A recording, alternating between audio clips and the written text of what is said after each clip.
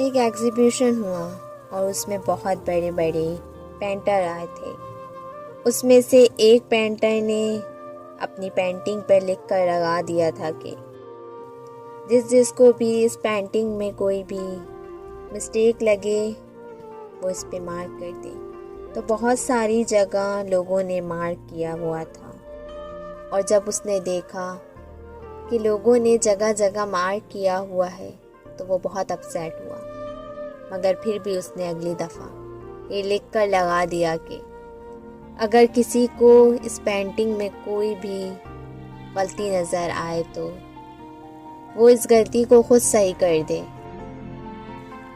तो फिर उस पेंटिंग पे किसी ने कोई निशान नहीं मारा।